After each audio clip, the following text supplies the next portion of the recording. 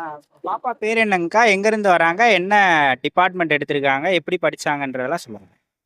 அனைவருக்கும் வணக்கம்.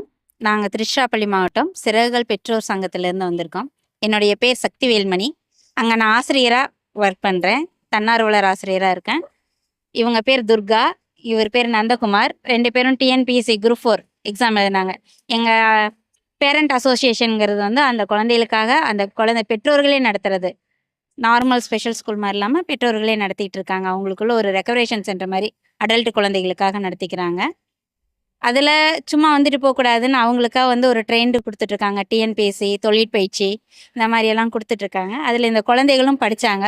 ஒரு 20 பேர் எழுதுனாங்க. 2 பேர் கவுன்சிலிங்க்கு செலக்ட் ஆனாங்க. நந்தகுமாரும் இவங்க துர்கா பேர். அவங்க வந்து இப்போ டிஎன்பிஎஸ்சி கவுன்சிலிங்கில் போஸ்டிங் செலக்ட் ஆயிருக்கு.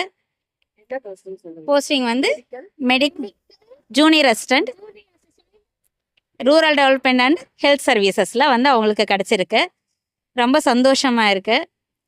இன்னும் அந்த குழந்தைகளுக்கு வந்து கிளிப்பிள்ளைகள் போல் சொல்கிறத செய்கிற குழந்தைகள், அடல்ட் குழந்தைங்க, அவங்களுக்கு இன்னும் அதிக வாய்ப்புகளை, அலுவலக உதவியாளர் மாதிரியான வாய்ப்புகளை அவங்களுக்காக ஒதுக்கி தரணும்னு தமிழ்நாடு அரசுகிட்ட தாழ்மையோட கேட்டுக்கிட்டு. பாப்பா என்ன படிச்சிருக்காங்க? பாப்பா வந்து இப்போ டிகிரி பண்ணிட்டு இருக்காங்க. 12th முடிச்சிருக்காங்க. ஆமாம், டிகிரி பண்ணிட்டு இருக்காங்க. பாரதாசன் யூனிவர்சிட்டி நல்லா சப்போர்ட் பண்ணிட்டு இருக்காங்க. திருச்சி இந்த மாதிரி ஸ்பெஷல் சில்ட்ரன்ஸ்க்கு வந்து அங்கே தனி டிபார்ட்மெண்ட் இருக்குது, நல்லா சப்போர்ட் பண்ணிட்டு இருக்காங்க. அங்கே பிரபாவதி மேடம், ஐஇசிடி டிபார்ட்மெண்ட்டில் ராம் கணேசர், அவங்கெல்லாம் வந்து ரொம்ப முன்னெடுத்து இதை செஞ்சு கொடுத்துட்ருக்காங்க. நாங்கள் ரொம்ப சந்தோஷப்படுறது விஷயம் அதுதான் எங்களுக்கு. அதே மாதிரி மக்கள் கல்வி இயக்ககம்னு சொல்லிட்டு மகேஸ்வரி மேம், அவங்கெல்லாம் வந்து பார்த்திங்கன்னா இந்த குழந்தைகளுக்கு தனியாக ஸ்பெஷல் கேர் எடுத்து நிறையா பண்ணுறாங்க. திருச்சிராப்பள்ளி மாவட்ட இவங்க டிசபிலிட்டி சென்டர் பார்த்திங்கன்னா அங்கே ரமேஷ் சார், ரவிச்சந்திரன் சார்லாம் வந்து, அதே மாதிரி திருச்சிராப்பள்ளி கலெக்டர், அவங்க எல்லாம் வந்து அதிகமாக இவங்களுக்கு முன்னெடுத்து செயல்றதுனால ரொம்ப உதவியாக இருக்குது. இந்த நிறுவனத்தை நடத்துகிற பொன்சுந்தரம் சார், அந்தோணி கலைச்செல்வன் சார்லாம் வந்து இவங்களுக்காக அதிகப்படியாக உழைக்கிறதுனாலையும் வருஷத்துக்கு போன வருஷம் 2 பேர், இந்த வருஷம் 2 பேர் தொடர்ந்து போஸ்டிங்கில் இருக்காங்க. பேரண்ட் பேசுவாங்க. எவ்வளவு நாளா படிக்கிறாங்க? எத்தனை வருஷம்?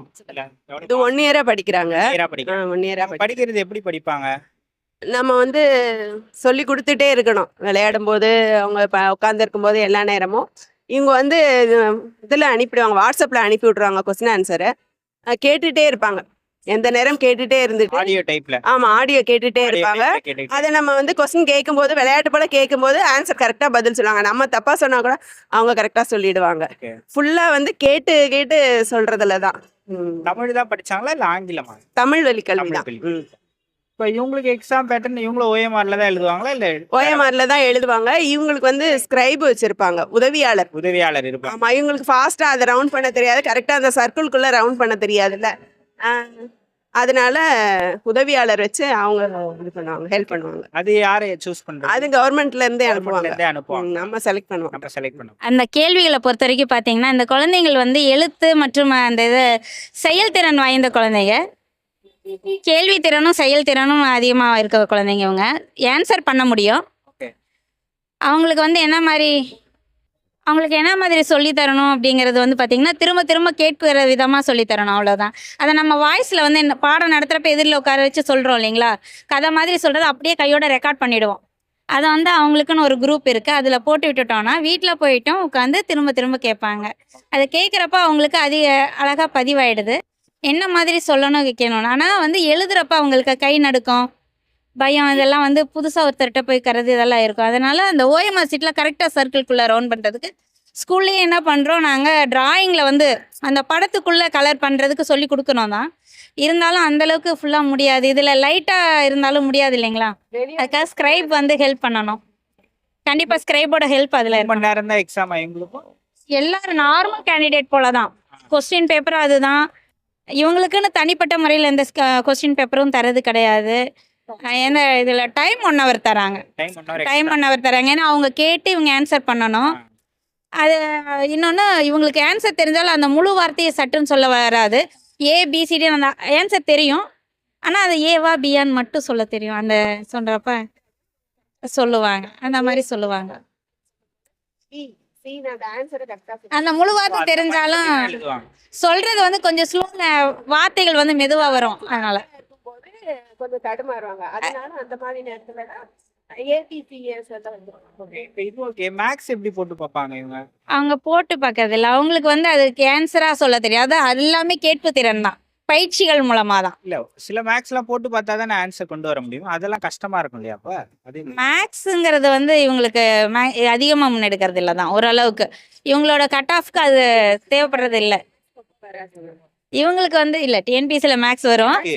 மேக்ஸ் வரும். இவங்களுக்கு வந்து பெரிய அளவுல இருக்காது. பெரிய அளவுல இருக்கு. இவங்க வந்து தமிழ்ல மதிப்பெண் அதிகமா எடுத்துருவாங்க. வரலாறுல அதிகமா மதிப்பெண் எடுத்துருவாங்க. புவியியல்லையும் மதிப்பெண் எடுத்துருவாங்க. அதே சேம் சிலபஸ் தான் இவங்களும் படிக்கிறாங்க. சேம் சிலபஸ் தான் படிக்கிறாங்க. இந்த நீங்க சயின்ஸ்லயும் மேக்ஸ்லயும் வந்து போட்டு பார்க்குற மாதிரியான சம்ஸை நாங்களே அவாய்ட் பண்ணிடுவோம். Okay, okay, okay. அது வந்து அவாய்ட் பண்ணிடுவோம். இவங்களுக்கு கொஸ்டின்ஸ் வந்து போடுறது வந்து அதை விட்டு மற்ற அளவு தான். கட் ஆஃப் ஒரு 180 வரைக்கும் இருந்தாங்கனாலே ஓரளவுக்கு நல்ல ரேங்க்குள்ளே வந்துடுவாங்க. 180 190 அந்த ரேங்க்கில் வந்தாங்கன்னா ஒரு நல்ல ரேங்க்கில் வந்துடுவாங்க. ஓகே. அதுக்கு இந்த அளவுக்கு போதும். மேக்ஸில் வந்து ஒரு 25 கொஸ்டின்ஸ் தான். அதை நம்ம அவாய்ட் பண்ணிக்கிறது தான். மேக்ஸிமம் அவாய்ட் பண்ணிடுறோம். ஓரளவுக்கு சிம்பிள் கொஸ்டின்ஸ் எல்லாம் சொல்லி கொடுத்துடுவோம். அதை அவங்க எடுத்துக்குவாங்க. அவங்களுக்கு அதை திரும்பவும் சொல்லவும் தெரியும். பட் ரொம்ப டீப்பாக போய் போட்டு பார்க்கறதுங்கிறது வந்து முடியாதுங்கிறதுனால நாங்கள் அதை அவாய்ட் பண்ண தான் செய்கிறோம். ஆனால் மற்றபடி மற்ற சிலபஸ் எல்லாமே பண்ணிடுவாங்க. Okay, okay, okay. சயின்ஸில் வந்து மற்ற தியரிட்டிக்கில் உள்ளதெல்லாம் பண்ணிடுவாங்க. உள்ளதெல்லாம் பண்ணிடுவாங்க. இவங்க ஜென்ரல் நாலேஜ் எல்லாமே பண்ணிடுவாங்க. படிக்கிறது ஃபுல்லா ஆடியோ டைப்ல தான். ஆடியோ டைப் தான். நான் வந்து டெய்லி கிளாஸில் வந்து அது ஆடியோவாக போட்டு கொடுத்துருவேன். டிஎன்பிசிக்கு முன்னாடி 3 மாதம் கண்டினியூஸாக 90 டேஸ் வந்து பார்த்தீங்கன்னா ஃபுல் டே ஆடியோ. இங்கே நம்ம என்ன ரெக்கார்ட் பண்ணுற கிளாஸில் என்ன ரெக்கார்ட் பண்ணுறோமோ அதை வந்து பாப்பாக்கா நைட்டில் எல்லாமே போட்டு பேரண்ட்டும் கேட் பண்ணிடுவாங்க. கேட்க வச்சிருவாங்க. நீங்க என்ன மாதிரி சொல்லி கொடுத்தீங்கக்கா? அதான் ஆடியோ தான். இல்ல அதான் நான் சொன்னேனே விளையாட்டு போல சொல்லிட்டே இருக்கேன். மேக்ஸ் நாங்க சொன்ன மாதிரி மேக்ஸ் மட்டும் சிம்பிள் மேக்ஸ் தான் போடுவாங்க. Okay, okay. மற்றது எல்லாமே ஓரல் தான். மற்றது எல்லாமே ஓரல் தான். ஓகே. உங்களுக்கு இப்போ எப்படி இருக்கு? இப்போ வேலை வாங்கிட்டாங்க, உங்களுக்கு எப்படி இருக்குன்னு சொல்லுங்க. சந்தோஷமா இருக்கு. ஓகே. இவங்களுக்கு எதிர்காலம் கொஞ்சம் நல்லா இருக்கும். நம்ம பயப்பட தேவையில்லைன்ற. ஓகே. சின்ன வயசுல இருந்தே எப்படி படிப்பாங்க அவங்க? நார்மல் ஸ்கூல்ல தான் படிக்கிறாங்க. ஃபர்ஸ்ட் ஸ்டாண்டர்ட் படிப்பாங்களா அப்படி கேக்குறேன். ஆவரேஜா ஆவரேஜா படிப்பாங்க. Okay, okay. இந்த மொமெண்ட் எப்படி இருக்கு? ரொம்ப சந்தோஷமா இருக்கு. அவங்க கிட்ட சொல்லுங்க. உனக்கு எப்படி இருக்குன்னு கேக்குறாங்க.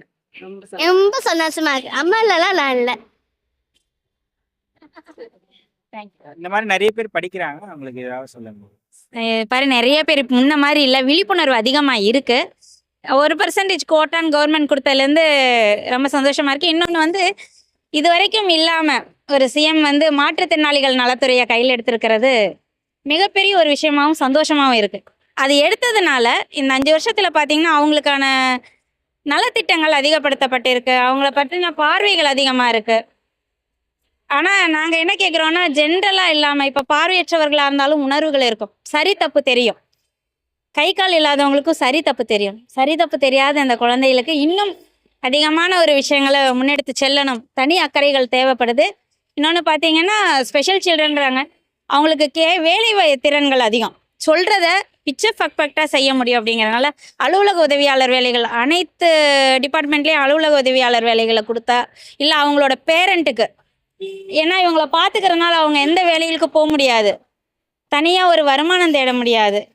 அப்படிங்கிறப்ப அந்த மாதிரி வேலைகளை அவங்க பேரண்ட்டுக்கோ குறிப்பிட்ட ஸ்பெசிஃபிக்கான டிபார்ட்மெண்ட் மட்டும் தான் எடுக்க முடியுங்களா? எந்த மாதிரிக்கா? ஆமாம் அந்த மாதிரி தருவாங்க.